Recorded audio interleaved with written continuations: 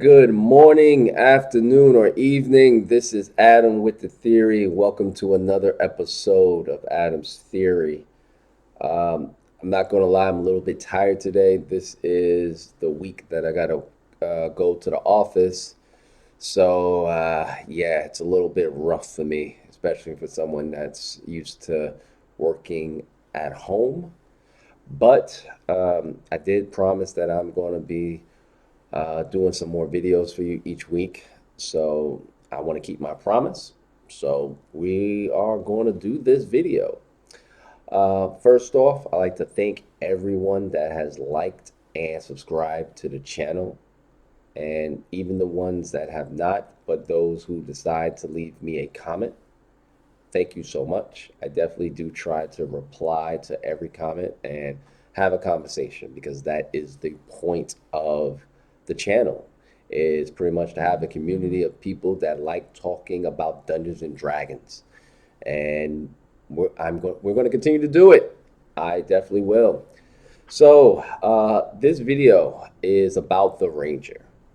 I wanted to kind of talk about it because um, I'm starting a Tomb of Annihilation campaign. And well, when I say, yeah, I'm starting it, meaning that I'm not DM, I'm a player. And I had to pick a class. And I thought this would be an excellent opportunity to try out the Ranger again. I tried playing it, I guess this will be my third time. And I've had some good times with the Ranger. I've also had some underwhelming times with it. So I kind of wanted to do a video of what's the issue with the Ranger. And I did some research on it, and even with my own experience, I will go and say this with the Ranger. There are three pillars of Dungeons and Dragons: combat, role play, and exploration. Well, exploration, I'm sorry. So, I think that most dungeon masters and also most books do a pretty decent job, making sure that the combat is interesting with decent enemies and all. I also think that players and the DM also do a great job in, having some interesting role play. But when it comes to the exploration of Dungeons and Dragons, I think that is where we get the hiccup. And sometimes that can be overlooked. And it's a shame because that is the Ranger. The Ranger is the exploring class. All right. Like imagine playing a Dungeons and Dragons game with a bard and there's no role play. I mean, yeah, you got some spells and you could do some combat and all, but the role playing is where the bard shines. With their usually they're going to have expertise in persuasion or deception, and as a player, you're going to want to roll those type of stats. So I think that's the issue when it comes to the Ranger is that when it comes to exploration, it sometimes get overlooked. It really, really does. And that is something that I wish that some DMs will kind of go and try to focus on just a little bit more. Okay, the exploration part of it. Now, with a ranger, before you, as a player, before you decide to go and pick a ranger, you do need to talk to your DM because one of the features is the natural explorer, where you have to go and pick, all right, well, where we're going to be at. All right. If you're playing Rime of the Frost Maiden, it makes no sense for you to pick forest as your favorite terrain because, well, you're never going to be in a forest in that campaign. Or if you do Tomb of Annihilation and you pick the desert, you're not going to really be able to get that, to you actually use that feature, which would be a real disappointment. So when you do decide to pick a ranger, definitely talk to your DM about, hey, what type of enemies are going to be fighting mostly, or hey, what terrain are we going to be in most of the time? So that way you can actually, enjoy it. But even if you speak to your dungeon master and you find out, okay, we're going to be in this terrain most of the time, I think a lot of the features with the Natural Explorer sometimes can be overlooked by both the player and the DM. So let's look at it. All right, I'm gonna read to you what the Natural Explorer does. You are particularly familiar with one type of natural environment and are adept at traveling and surviving in such regions. Choose one of the favorite your favorite terrain: Arctic, coast, desert, forest, grassland, mountain, swamp, or an underdog. When you make an intelligence or wisdom check related to your favorite terrain, your proficiency bonus is doubled if you're using the skills that you are proficient in. Now, if you're a ranger, the skills that, the wisdom and intelligence mostly is going to be like your survival, your perception, nature, and animal handling. Those are going to be like your four skills that you're going to be using for most of these checks. Now, if you're, I would say to make your life easier, more than likely you are proficient in your perception and survival. I mean, if you're a ranger worth their salt, more than likely those are the things you're proficient in. So pretty much it's like when you're making these survival checks, you have expertise, which is always a good thing. All right. But let's look at some of the stuff it has. Okay. Difficult terrain doesn't slow your group's travel. Most of the time, in my experience, when we are doing some, we're exploring or we're traveling to try to get from point A to point B, this really doesn't come up. All right. Most of the time, you're not really going to have to travel through difficult terrain that could make your travel time extended. Which I do feel like, yeah, you know what? That is something that if DMs kind of put in, it will give them more reason to pick a ranger. Your group can't become lost except by a magical means. Not gonna lie, sometimes getting lost in an adventure is fun. Yes, it is like it can suck at the moment and you can lose time, especially if you have a time limit. But this is something that, hey, if you emphasize more in your games, it'll make people want to pick a ranger a lot more. All right. When you're engaged in other activities while traveling, such as foraging, navigating, or tracking, you remain alert to danger. Once again, this doesn't come up too often in most of the adventures that I've been in. Okay. If you're traveling alone, you can move stealthily at a normal pace. All right. So in D&D, rule number one is you don't split the party and you stay with people. Okay.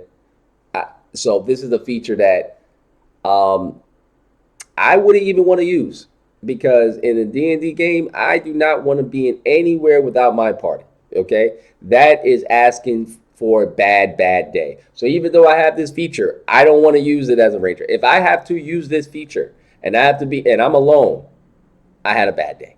Okay. Um, when you forge, you find twice as many food as you normally would. This is a great feature. However, you don't really need to use it because of the fact that you have something like Goodberry. All right. If you have a cleric in a party, more than likely that cleric is going to have Goodberry, or the druid's going to have Goodberry. Is Goodberry a cleric spell?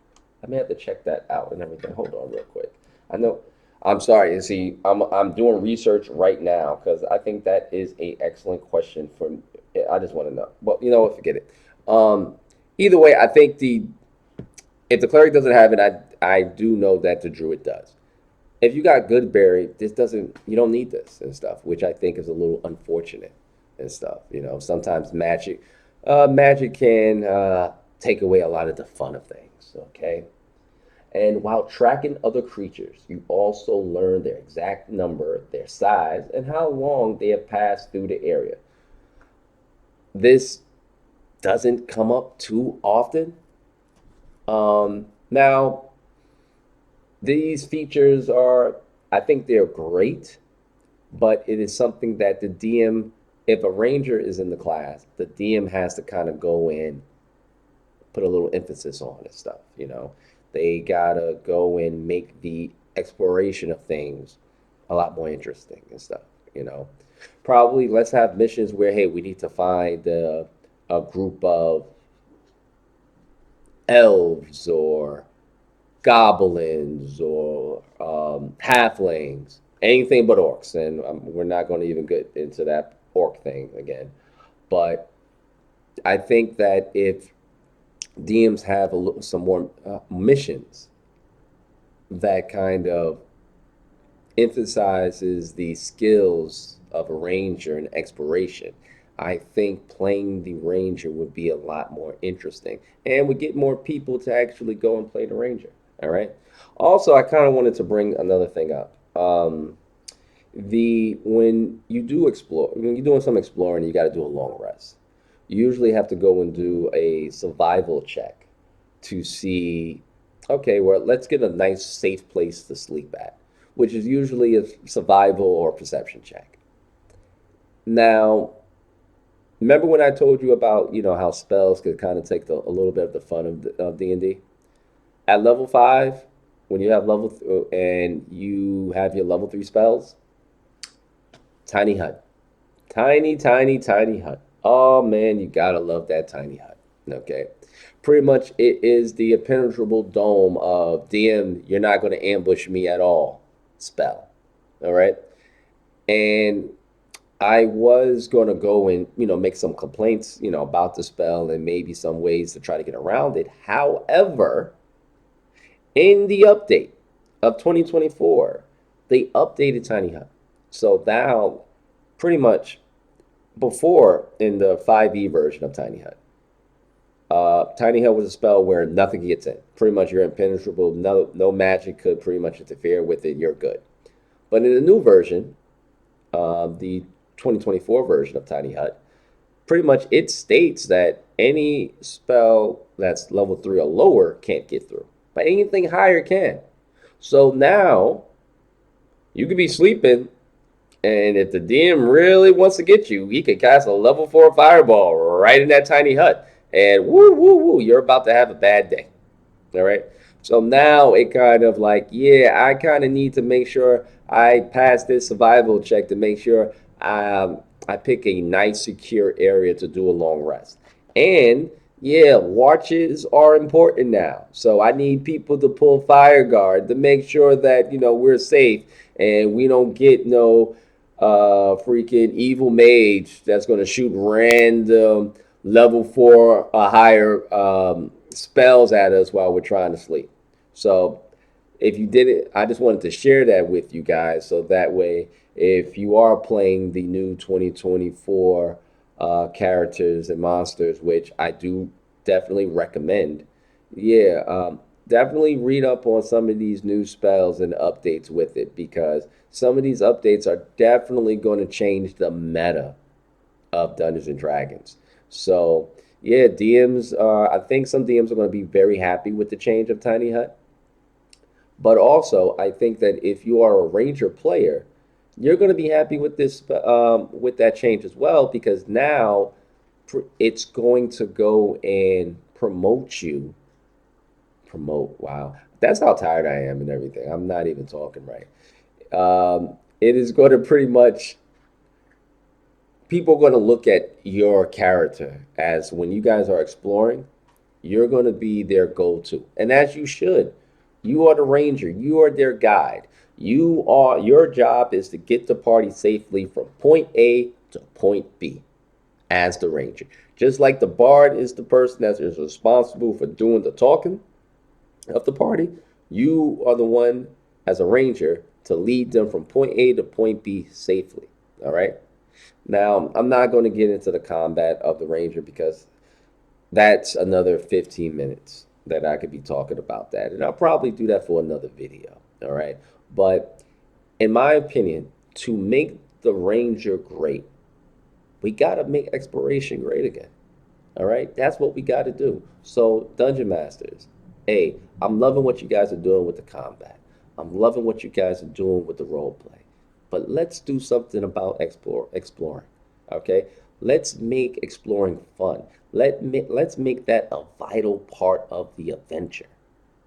So that way we can make our Rangers shine. All right.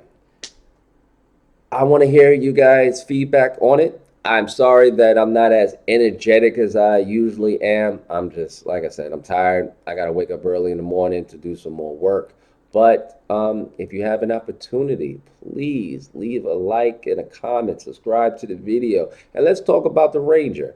What other, pretty much, what did I miss? I only focus on the pretty much the exploration part because I do feel that that is the biggest thing that I feel to make the Ranger good. But yeah, let's talk about other things and stuff, and maybe I'll do another video of it. Okay. Thank you very much for listening to me talk about Dungeons and Dragons again. I'm Adam with the Theory, and thank you for watching Adam's Theory.